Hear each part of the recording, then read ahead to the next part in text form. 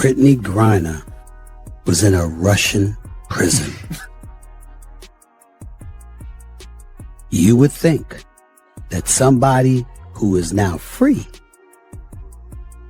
back in America on home soil, would not have too much to complain about. Hope your day's been treating you right so far. Today's story is one that every true Caitlin Clark fan needs to see, no question about it. But first, quick favor, drop a CC 100% in the comments so we know who's really locked in. Nothing makes me happier than seeing this squad show up strong. Alright, no more waiting around. Let's get straight into it. Dream played. Indiana Fever is where Caitlin Clark plays. Atlanta Dream is where Brittany Griner plays. Now you tell me what it looks like Brittany Griner is saying here. For the ticky-tack fouls that we were talking about earlier today. For a little bit of context, this was in the fourth quarter after Brittany Griner fouled out against Caitlin Clark and Indiana Fever would go on to win by 5. Now I'm going to tell you what I think she said. Let's play it back. Looks to me like she is saying trash and then calling Caitlin Clark a bleep white girl. Just a reminder. This is who Joe Biden traded for the Russian merchant of death.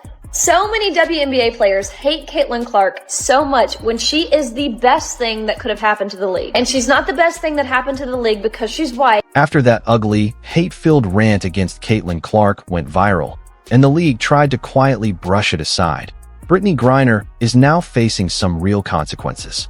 Karma, it seems, came back around hard. If you're enjoying this breakdown, smash that like button and make sure you're subscribed. Believe it or not, a huge chunk of you still haven't hit subscribe yet. It's free, and it helps us keep bringing you content every single day. Already subscribed? Awesome. Thank you for the support. Now, let's get back into the story. You want to get people never to watch the WNBA, this is an amazing way to do it. If the league is going to be rooted in this sort of nastiness with regard to its only real star, good luck to them. Well, folks, the left has a real problem in the United States. They've spent the last several decades talking about how racism is an endemic problem in American life. And there's a problem with that problem, which is For a long time, league officials kept protecting this controversial center. But things just took a sharp turn, and it could mean the end of Griner's playing career for good. Watching her finally face the heat for those biased remarks feels way better than just seeing the league suddenly discover its own rulebook. Honestly, this storm has been a long time coming. The moment of truth is here, and she's about to learn just how serious her actions really were. For weeks, everyone acted like that nasty attack on the Indiana Fever rookie never happened. Then, out of nowhere, top officials dropped a bombshell that shook the entire league. The same people who tried so hard to protect her were finally forced to act, and the punishment that followed?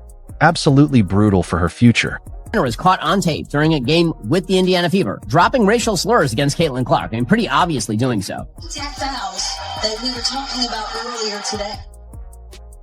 And it doesn't take a lot of genius to lip read Brittany Griner, whose voice, by the way, is about as low as mine is, calling her trash and an effing white girl. Now, of course, if Caitlin Clark had ever suggested the same in reverse, using black as opposed to white in that sentence, that'd be the end of her WNBA career. But Brittany Griner is going strong. Let's break down what actually set this whole thing off.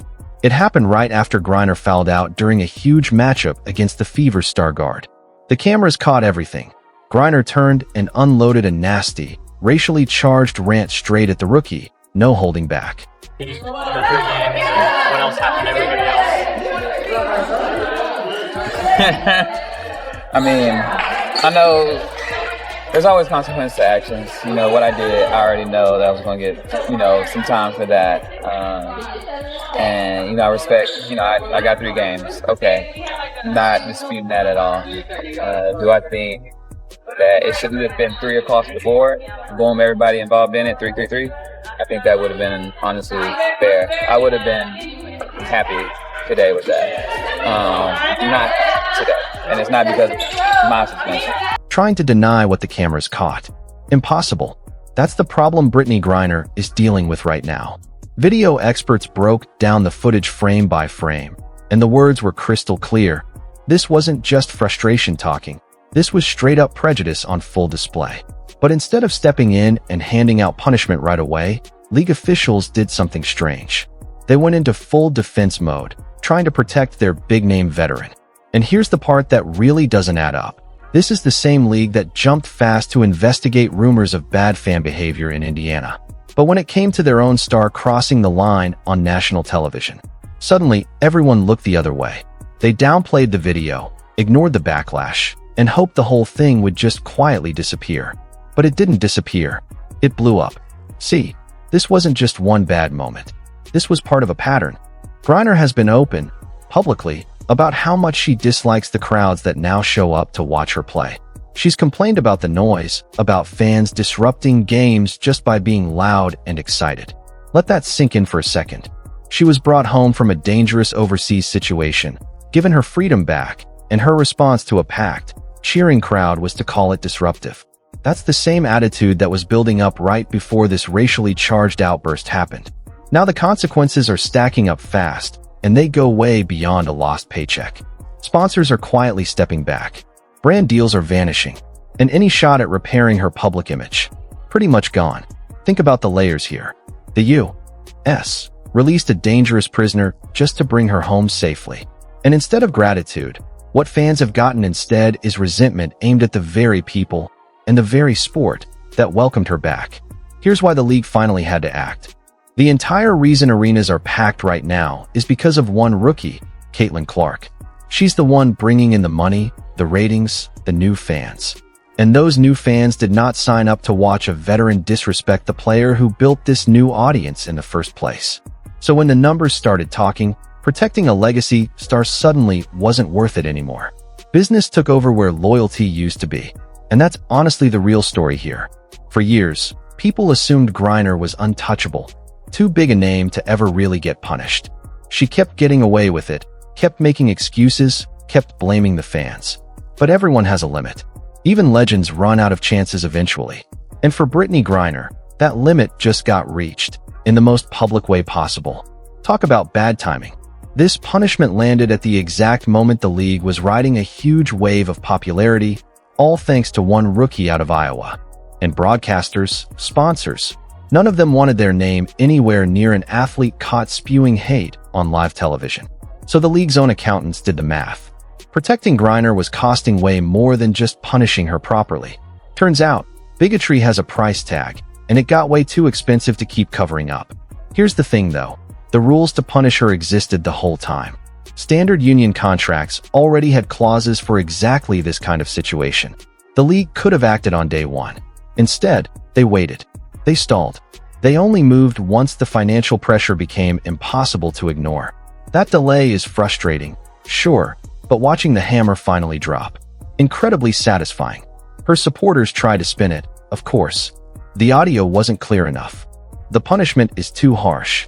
But none of that held up. Multiple broadcast angles caught her clearly, hurling slurs at the biggest star in women's basketball right now. No PR team on earth could talk their way around footage that millions of people already watched with their own eyes. And fans, they've been begging for accountability for weeks. So when the suspension finally came down, the internet basically erupted with relief. People had noticed the double standard for a while, league officials cracking down hard on rowdy fans, while quietly protecting a veteran doing something far worse. This ruling finally puts an end to that.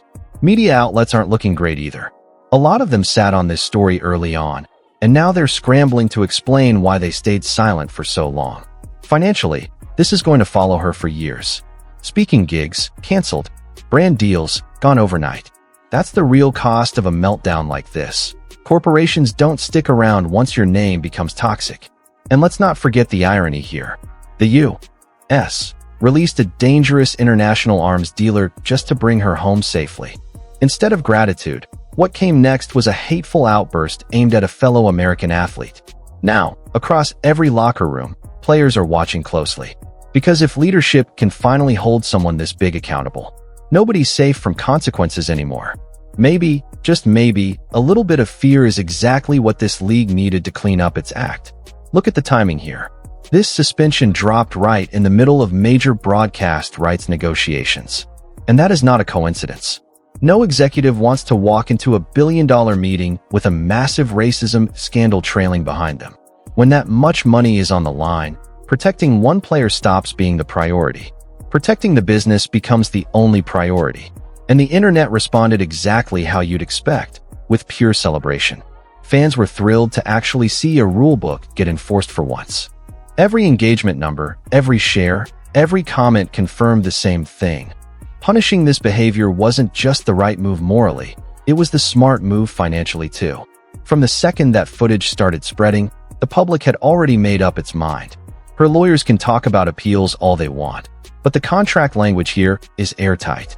Dragging this into arbitration would only drag her name through the mud even longer, keeping the story alive instead of letting it fade. And this isn't just about one player anymore. Front offices everywhere are rethinking how they handle difficult stars. For years, teams treated problematic personalities as a necessary evil. Now, they're being treated as a liability nobody wants to touch.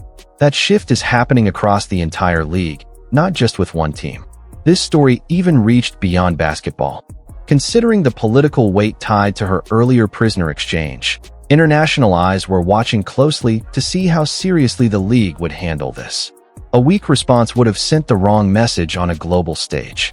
A firm response was basically mandatory. Now here's the tricky part. Fans aren't fully convinced yet. A lot of people are watching cautiously, wondering if this discipline is genuine or just damage control to stop a bigger backlash.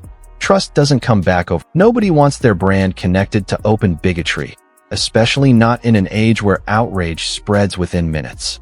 Companies had to cut ties fast before the backlash started sticking to their own logos instead. Meanwhile, for the rookie at the center of all this, the Iowa phenomenon who's been carrying the league on her back, this ruling means something personal. It tells her she matters. It tells her she shouldn't have to absorb abuse from a jealous veteran just to play the game she loves. This is the kind of protection she should have had from day one. And the impact doesn't stop here. This sends a message to every other league watching from the sidelines. Coddling bigoted behavior isn't going to fly anymore, not if leagues want to keep growing. It's honestly been kind of amusing watching coaches and teammates quietly distance themselves from her, trying to protect their own reputations while pretending they always disapproved. Her agents, meanwhile, are dealing with a nightmare. Marketing an athlete this radioactive is nearly impossible right now. Any future contract talks are going to be shadowed by this exact moment, no matter how good her stats are. And speaking of stats, that might be the saddest part of this whole story. Years of elite performance, now permanently overshadowed by a few seconds of pure hate. Every future conversation about her career will circle back to this one moment. Throwing away an entire legacy over spite like that is one of the worst career decisions in recent sports memory. And here's what makes it sting even more. Role players get suspended for way less, all the time. This whole situation exposed just how long she was shielded while others weren't, holding everyone to the same standard. That's a massive step forward for the sport. League investigators reportedly built an airtight case, gathering statements and multiple camera angles, making sure no appeal could hold up. Because of that, any path back to the court now requires sensitivity training, public apologies, and real accountability, which for someone with this much ego might be the toughest punishment of all. At the end of the day, this is what karma looks like when it finally catches up to someone who thought the rules didn't apply to them. If this story kept you hooked, don't scroll away just yet. Hit that like button, drop a comment telling us what you think should happen next, and make sure you're subscribed so you don't miss the next update. Because this situation is far from over, and we'll be right here breaking it down the moment it develops further.